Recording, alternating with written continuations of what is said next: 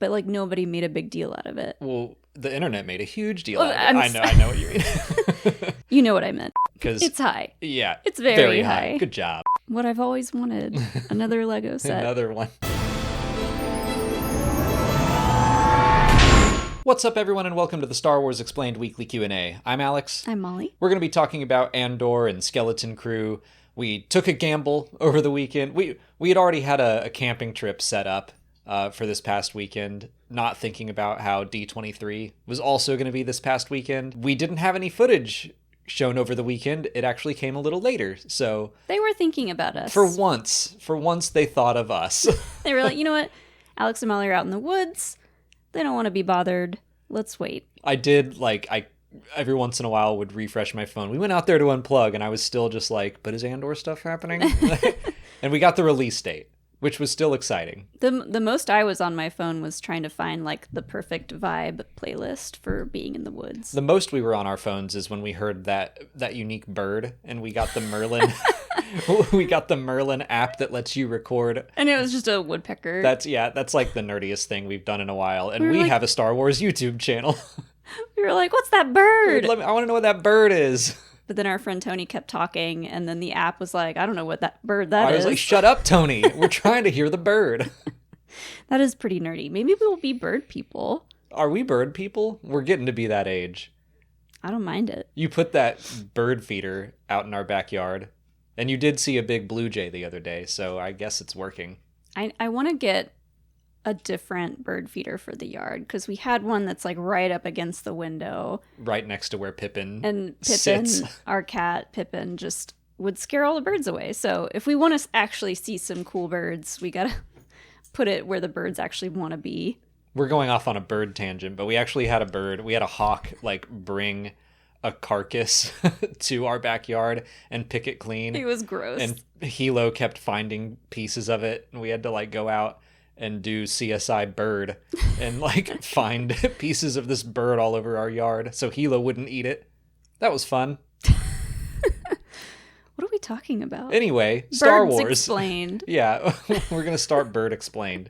On Tuesday, we actually did get just a glimpse of some new Andor footage. A little bit. It was still great. It was 10 seconds. It was part of a compilation for Disney Plus, so it had a bunch of other previews of other shows in it. But yeah, sprinkled throughout, there were a couple new Andor Season 2 scenes. This past week has been really great for Andor news, despite it's not coming out until April 22nd. It's 5 months away.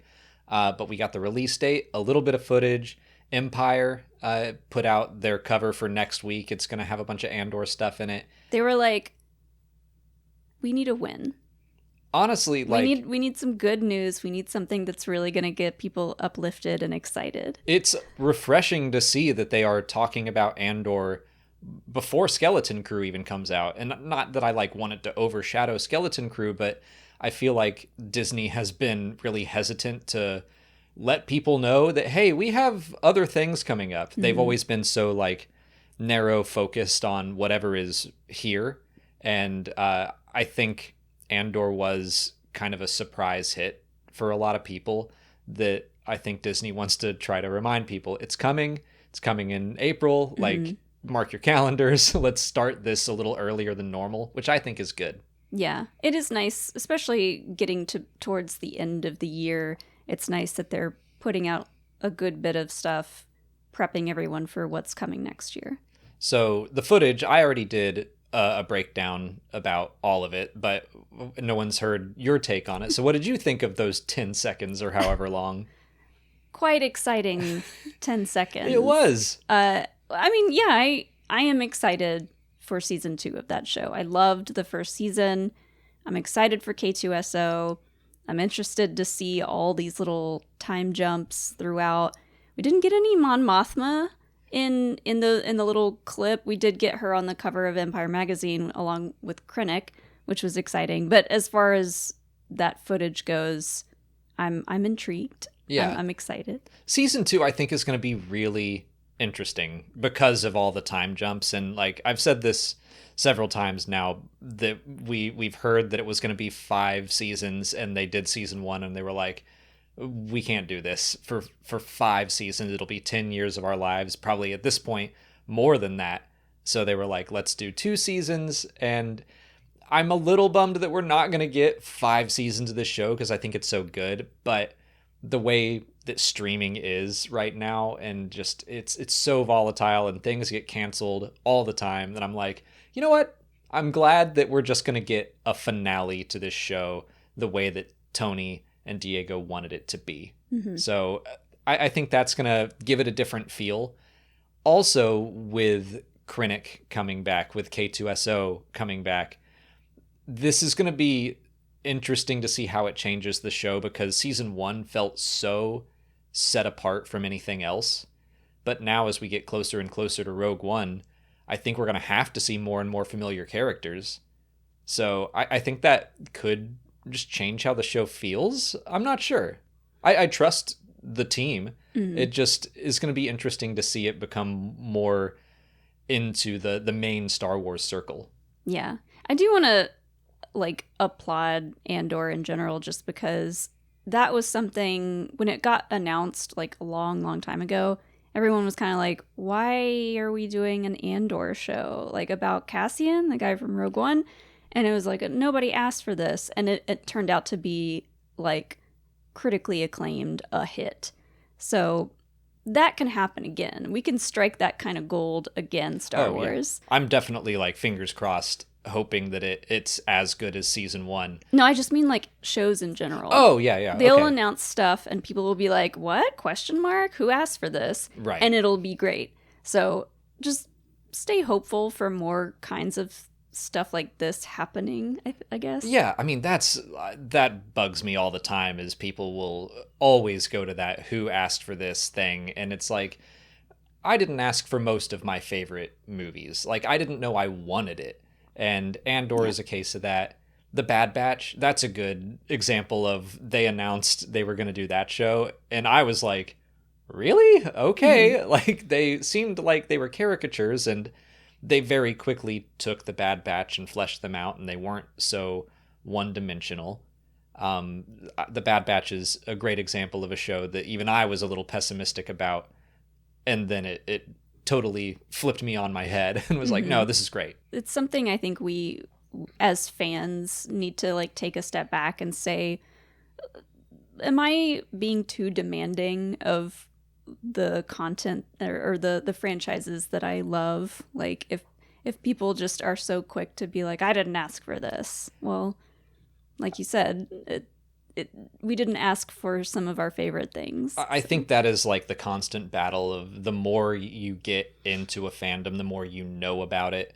Yeah, the more you demand from it, myself included. I think I do have more of a tendency to be a little cynical when stuff like The Bad Batch is announced, whereas my fandom with Avatar: The Last Airbender, I've read some of those books and those comics, and to me, I'm just like, hey, it's this story continuing on, and I'm binging through this stuff, and I'm enjoying all of it, some more than others, but I don't feel like I know so much that I'm like, well, this is what they have to do next. Mm-hmm. I'm just enjoying whatever I'm reading at the moment. And I don't know, the more intensely you get into a fandom, it's harder to keep that balance, I think. As far as Andor getting closer to more familiar things, I did read somewhere that maybe it was Tony Gilroy saying something about exploring Yavin a little bit more. He said something like, we're going to do something with Yavin that no one's ever done before. Or he said no one's really told the story of Yavin.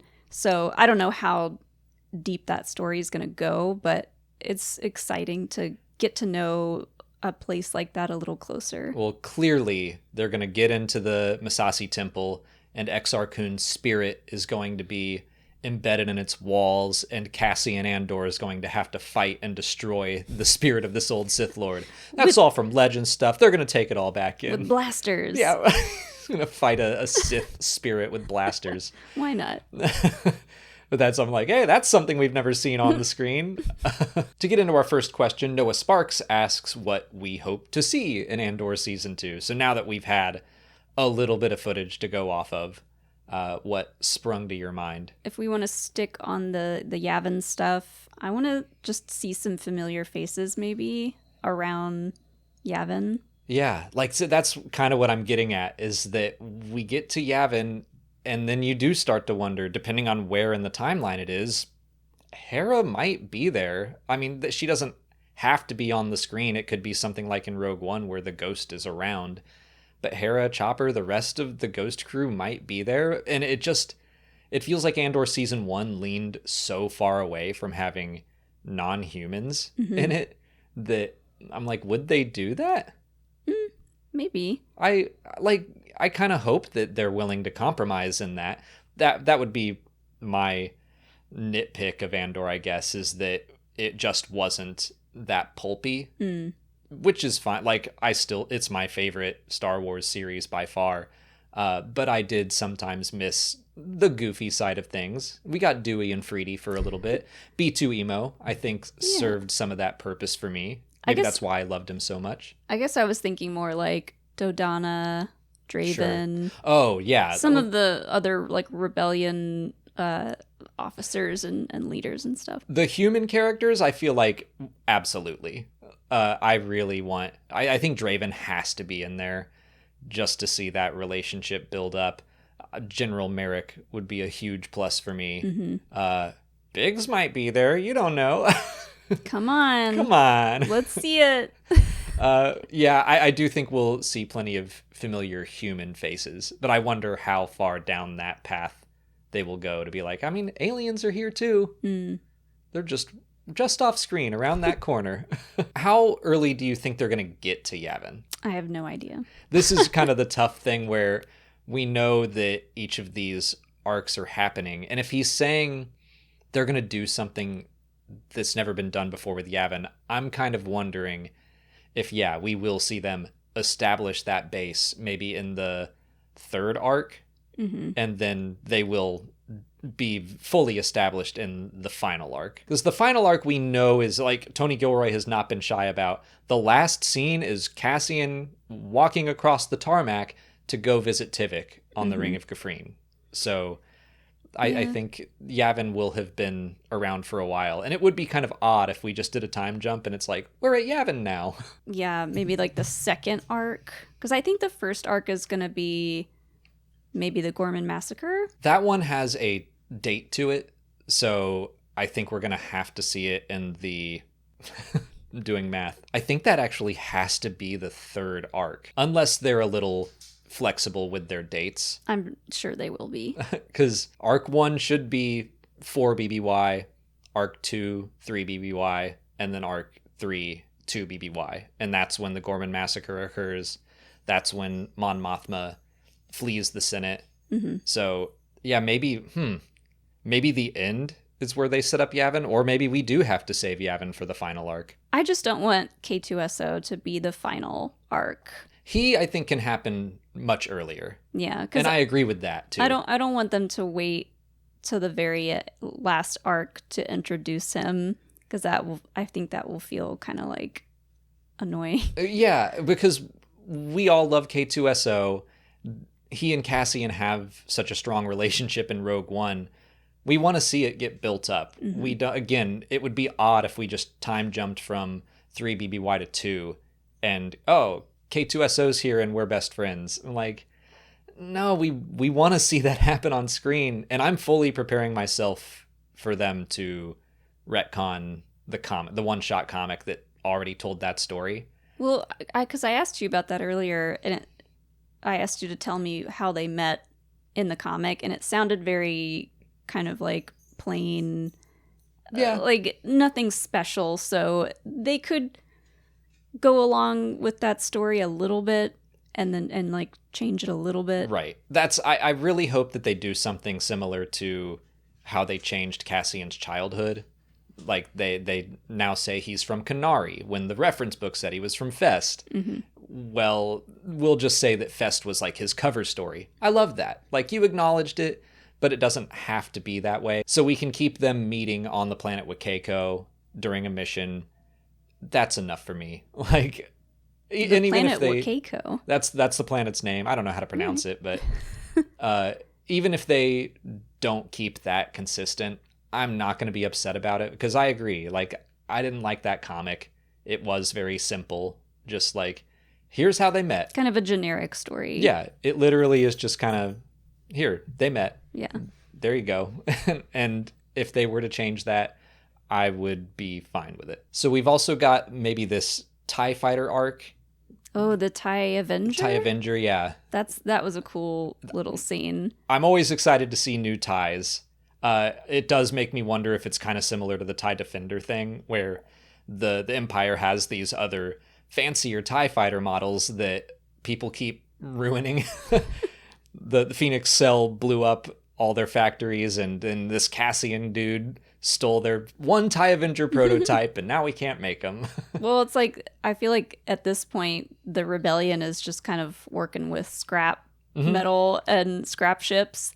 So it makes sense if they find out that there's going to be some kind of more advanced TIE fighter that they're trying to put into mass production, that they're going to do everything they can to get their hands on it and mess that up for them. I'll be interested to see how that arc unfolds. And who knows if that is like a full arc. I've been trying to kind of pick out these scenes and be like, this is probably this, and it's in arc 1 and blah, blah, blah. But a lot of this stuff could be shoved into 2. I mean, the Gorman Massacre, I think, will probably be arc 3. But we could kind of pair that with some Yavin stuff as well. I would really love it if they did Gorman Massacre and then the fallout from it, and Cassian also has to like run to Coruscant and extract Mon Mothma, and then he gets her to Phoenix Cell, and we know what happens from there in Star Wars Rebels. Yeah. Like, I think that would be pretty cool. That would be cool. Do you think we'll see Tarkin? Yeah. I'm not, like, just with all of the deep fake stuff that's going on, I'm not crazy about that, but I'm expecting it. As long as they don't overdo it. I could see them using like one scene with him in it. Yeah. They've already done it in Rogue One, so and his relationship with Krennic is so fun. Yeah. Like, just the way they bicker with one another. So yeah, I would like a little more of that. And they've already hinted that Krennic and Dedra are going to butt heads. I'm excited for that. And I'm totally fine if they don't include Tarkin and just have, Dedra and Krennic be butting heads. And like, I could see Krennic coming in as like the big wig compared to what we've seen so far of the ISB. Krennic is, I think, a level above all that.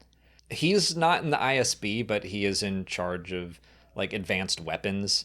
So, that's part of his deal, is that he technically isn't in the military, but he has a military rank and he puts a cape on, and like, I was going to say, he has a cape. Yeah, so he wants to be all big and important. He's going to demand respect and think he's better than anyone who doesn't have a cape on. I said he is a part of the military, but not like the Navy or the Army or the ISB. And technically the ISB is not part of the military. It's very complicated, but I easily could see him butting heads with everyone in that fun little ISB room. Is he more on the engineering side? Yes. Okay. Which is why he was working with the scientists and Galen. Right. But yeah, just thinking about season 2 is very interesting, because I'm excited for all these characters to come back, and I do wonder where they're going to draw the line. And yeah, I hope it doesn't turn into a cameo fest. I do not think Tony Gilroy would do that. Like, he seems very purposeful in the characters he wants to bring in. But yeah, and there's also plenty of characters that we did not see in the footage. Luthen was barely in it. Oh, yeah. No B2EMO, no Brasso. Bix was in it a decent amount for 10 seconds. Wilman Pack was in the background of a scene, so there's still so much that we don't know, and we're just like super dissecting 10 seconds or however long it was. Yeah, I wonder how much of the Mon Mothma stuff we'll actually get. I'm guessing it's not going to be a whole lot. Like, I don't know if we're going to see a whole lot more of like her daughter, or her life specifically. It does feel like there's a lot to do in one season more with, Mon Mothma's family. We also have all of like Cassian's backstory on Kenari and his sister. Is that gonna go anywhere? I think they could find a way to do it. Like maybe he finds out his sister traveled to this planet called Gorman, which would be awful if they had like a brief reunion and then she got shot by the Empire or something. So I do think that they're going to do their best to tie up all the loose ends. Mothma, I also think will be easier to include in the story as she and Cassian just get closer and closer together. Because he started out way far away from the rebellion, and now each year, I assume he is going to get more and more involved. I guess we are going to have to see Mon Mothma transition to not doing what she has been doing and not being with her family. Right. So. I mean, I think we better see more Perrin, and if that man explodes, so be it. We better see more Perrin and then never see Perrin again. Yeah. Look at me. I don't want to see your face. But yeah, it's interesting having a bit of a timeline with the Gorman stuff and Star Wars Rebels set up when she like really and truly called all the rebel cells together. And that's all 2BBY. So I'm going to guess that is the second or third arc involved with the Gorman massacre. Just since it was mentioned twice in season 1 by Mon Mothma, I'm like, I think they're going to do that. I think we're going to see it on screen, which is pretty wild. I think from the footage that we got, whatever that big like round area with all the people in it and the troopers, a lot of people have said that they think that is going to be what becomes the Gorman massacre. It makes sense. Also, I noticed that there were a bunch of people wearing berets in that scene, and I don't know why I remember this so distinctly, but Cyril Karn was wearing a beret in the celebration footage we saw last year at London. So I think maybe Cyril is going undercover and will be there as well. Something like that. Maybe he's like tracking Cassian this whole time and he's wearing a new fun hat everywhere he goes. You gotta have a good variety of fun hats. He's like, this is my disguise, and just puts on a hat. You know he loves a good accessory. Yeah, I mean, he like has to modify every uniform he gets. Perfectly tailored. Perfectly. For our second question, Rick Villanueva asks something pretty simple. What are the chances that Andor Season 2 premieres at Star Wars Celebration? Pretty high. I agree. It's high. Yeah. It's very high. Good job. It comes out on April 22nd, which is days after Star Wars Celebration ends. And I think is the day after we land back home. So we will be flying home from Japan, and then probably the next day it will actually premiere. Or they might show it while it could be something like The Mandalorian where they show an episode in Tokyo. That's what I was thinking. Like a for Celebration attendees only early screening. But they did that for Obi-Wan Kenobi as well and released it the same night. So there could be something like that going on where they don't want spoilers to get out, so we might as well. Or they could do, another 2-episode premiere, and we're going to show you the first episode at Celebration. There are options. Yeah. I think with a second season premiere, they're not going to be that worried about spoilers for the first episode getting out between the time of Celebration and the actual drop time for the season. I don't know. I think it would be nice to give the people there something exclusive. Yeah. I guess. And you're right. They did do The Mandalorian at London and did not then drop that episode early. They were just like, hey, please don't leak all this stuff. Yeah. Like I said, if it's not a first season of a premiere, I think it's safe to say that they'll show the first episode or two. Yeah. But I would say be on your guard. Keep your head on a swivel. They might drop it early. But it would be odd for them to say, like, here's the release date, and then just say, just kidding. Yeah, that's kind of confusing. But I do think anyone going to Celebration, which we will be, I will be fighting to get into that room to see it even a couple days early. Same. That's it for our Andor talk. We're going to take a quick break and then be back to talk about some Skeleton Crew stuff.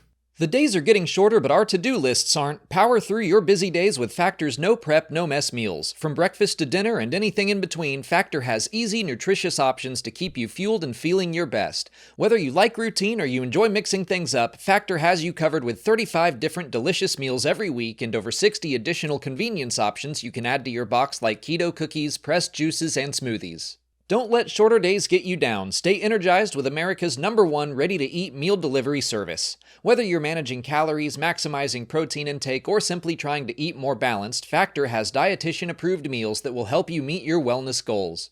Choose from 6 meal preferences including keto, calorie smart, and vegan plus veggie, and round out your order with nutrient-rich smoothies, snacks, and energy shots to keep you satisfied all day long. There's no sacrificing quality for convenience with Factor. Weekly menus offer ways to treat yourself to a restaurant-like meal experience with gourmet plus dishes that feature premium proteins and seasonal sides like broccolini, leeks, and asparagus. Use your time more efficiently during these dark months. Let Factor take shopping, prepping, cooking, and cleaning off your daily list of things to do. And Factor is cheaper than takeout and dining out. Put the money you saved towards holiday shopping or reaching your financial goals. Head to factormeals.com/StarWars50 and use code StarWars50 to get 50% off your first box and 20% off your next month. That's code StarWars50 at factormeals.com/StarWars50 to get 50% off your first box plus 20% off your next month while your subscription is active. And we're back to talk about Skeleton Crew. We had 2 people ask about the series, which is much closer than Andor.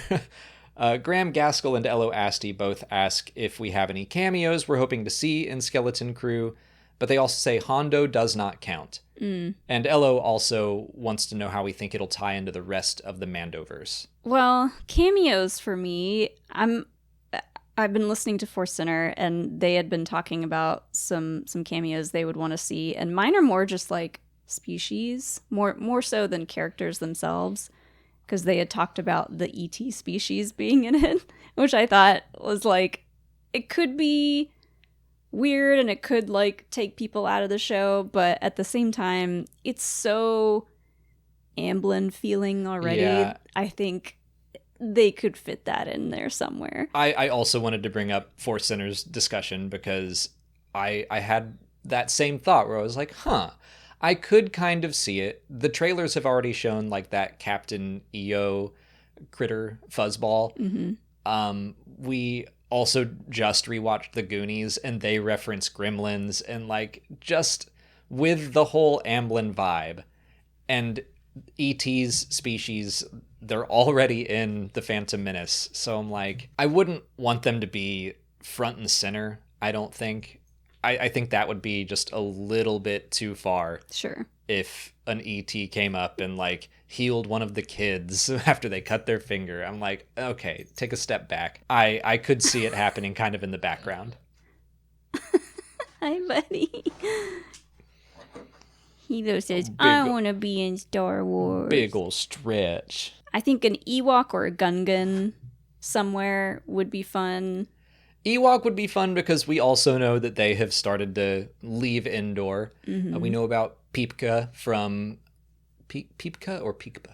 Peekba, I think. We know about Peekba from Last Shot, and it's like an Ewok that is teaching herself engineering.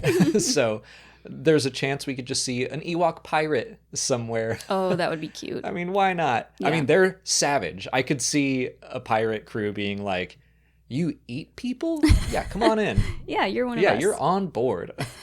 I think that this is a simple and easy one to call, but I'm going to go with Carson Teva for an answer for not a cameo. Like, I wouldn't call that a cameo if he popped up, but another way to connect it to the Mandoverse and the New Republic. I think he has appeared in every single Mandoverse series so far. Mm-hmm. So why not? I do think it would be funny if there was an Ortolan in it somewhere. Like if an Ortolan were to meet Neil and they kind of do the Spider-Man thing for a second, they're like, Neil points with his arms and what? Ortolan points with his legs. Yeah. Maybe Neil will see like a Max Rebo poster. Ooh, that would be funny. And be like, oh, he looks like me. And they'll be like, he's nothing like you. It's absurd. Since we know we're getting a kind of piratey droid in, what is it, SM-33, it'd be cool if there were a lot more pirate droids. Like, I don't want to say an army of them, but like a gang of just pirate droids would be cool. Sure. I mean, that seems like something the droid Gotra would do. And they're out and about in the galaxy at this point. I think a lot about the like piratey droid from Young Jedi Adventures. Oh, yeah. He's fun. He is really cool. So more stuff like that, I think, would fit well. Yeah, it'll be interesting to see. There's lots of flavors of pirates. If they go kind of silly or more menacing, probably a balance between the two. I'm like, again, the Goonies is fresh on my mind, but like, I hope the villains are a little scarier than the Fratellis. Like, the Fratellis do kill people in the movie off screen, but a lot of the times they're just like getting messed up by Data's traps and getting hit in the nuts. So it's a little Three Stooges. Right. I want the pirates to be a little scarier than that. And I think Vane from The Mandalorian, we know he's going to be in it. He gave me a good vibe of the pirates, I think. Like, he had the look. He looked very swashbuckly, but he was also menacing and was like threatening Grief Karga to shut this school down and make it a bar again. I still think there's room for Jason Syndulla to pop up somewhere. Oh, yeah. We did talk about that. If we get to the point where like people in the New Republic are being asked to help out or get involved in whatever is going on with these kids, if we see Hera, I think it makes sense to bring in someone closer to these kids' age.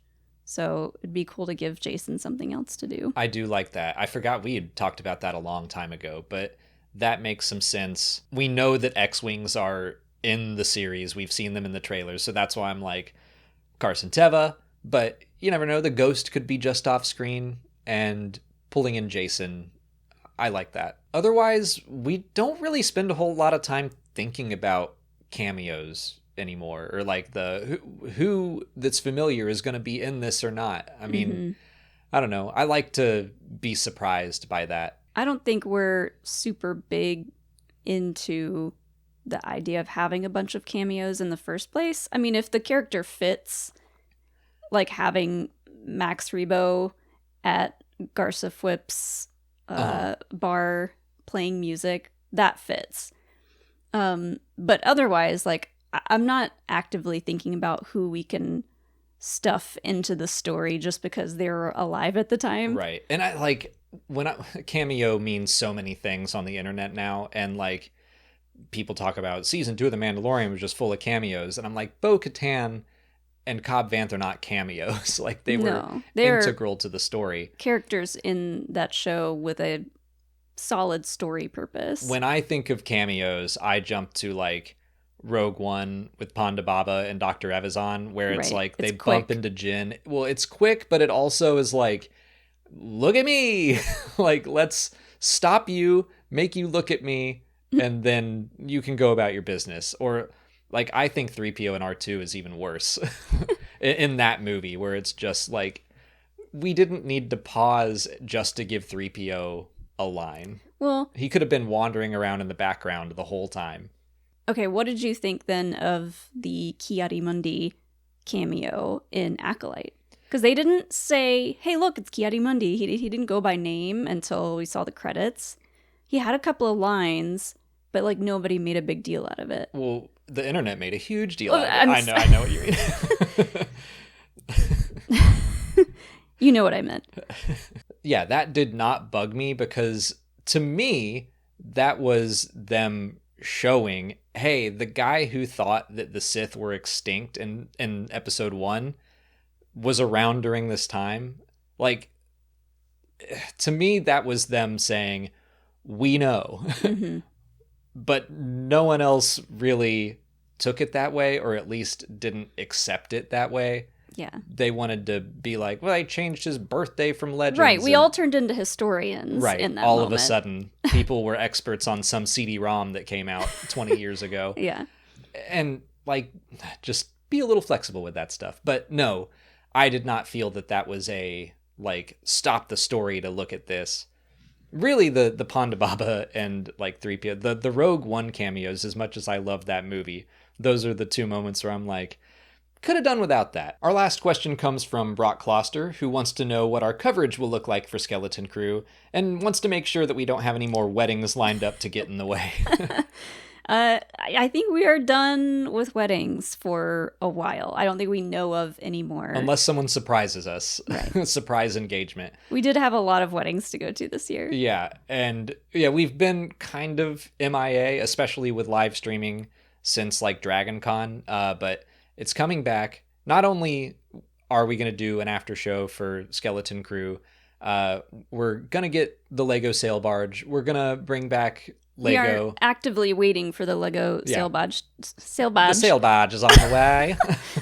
the Lego sail barge to get delivered. Once that happens, we can start scheduling back the Lego streams again. Yeah, we're going to get back into the swing of live streaming. Definitely on, I guess, December 4th with Skeleton Crew. Mm-hmm. The show is coming out on those Tuesdays, and then on Wednesday we'll have the review video. In the evening we'll do the live stream with guests and everything. We still don't have a name for that yet. We got to think of a dumb name. Yeah. So the boring one that we may end up going with was going to be the crew review. Yeah. Or the review crew. Something like that. Something along those lines. It doesn't line up with the rest of our after show names. We decided the Bone Zone probably shouldn't be it. Pass. But yeah, we'll have the review videos. We will have the after show live streams. And then if anything else happens in the episode that I feel like deserves its own video, we'll do that. Yeah. I'm excited to talk about this show. I think it'll be fun to talk about. I hope there's some fun, silly moments in it. Yeah, I get the sense that it's just going to be easy, lighthearted, probably the opposite of Andor with just how serious it was. Yeah. I think this will be full of pulp and weird stuff. Do you think there's still going to be a Life Day connection? I hope so. Because it is coming out around Life Day / the holidays, so... They haven't shown anything like that in the trailer. I think it is just going to be like a fun family watch. Mm-hmm. I don't know. I just think that would add some, like, extra little stakes for the kids to be like, we gotta get home for Life Day. I kind of like it. I don't know. I thought it was a fun idea, but there's nothing in the trailers. Everything else on that one suburban planet looks so suburban that I'm like, no one put up Life Day lights. Mm-hmm. So maybe if they're stuck on that ship with Jod Nanawad, they find a way to invoke the Life Day spirit, and that's how they connect with him, and they put up lights in the ship or something. Maybe they don't know what Life Day is, and they have to go on an adventure around the galaxy, and they'll learn the true meaning of Life Day. Go to Kashyyyk. Yeah. So I'm not holding my breath too much. I think it's a fun idea, but we'll see. Yeah. I'm excited, like I said, to get back to live streaming, and got some fun guests lined up. So we will be back. We have been kind of MIA. Yeah. We just, after Dragon Con, and then, like, we kept wanting to do more Lego streams, but it was like, well, if we did, we'd do it for like 2 weeks, and then we'd have to be off for 2 weeks because we're going to do this thing. And it was just a lot of stuff going on in our personal lives, which was great. Mm-hmm. We had a lot of fun the past few months. We got to get back to you building and me being on chat, because when I build Lego, I enjoy it. I can only do it for like an hour tops. And then I barely anything gets made. Yeah, and I'm really slow, and then I have to like get up and do something else. We still haven't finished that Bosch helmet, so oops. At some point, it's just sitting right there. You kept saying you were going to finish it for me. Oh, well, I haven't done that yet. I'll do that for Life Day for you. Yay! what I've always wanted. Another Lego set Another one. to find a place for. But that's all the time we have for questions today. If you want to leave a question for next week's video, just put it in the comments below or sign up for Patreon to join our weekly Q&A discussion. If you haven't already, please like this video, subscribe to the channel. Follow us on Twitter, Instagram, TikTok, Threads, and Blue Sky. And as always, thanks for watching, and may the Force be with you.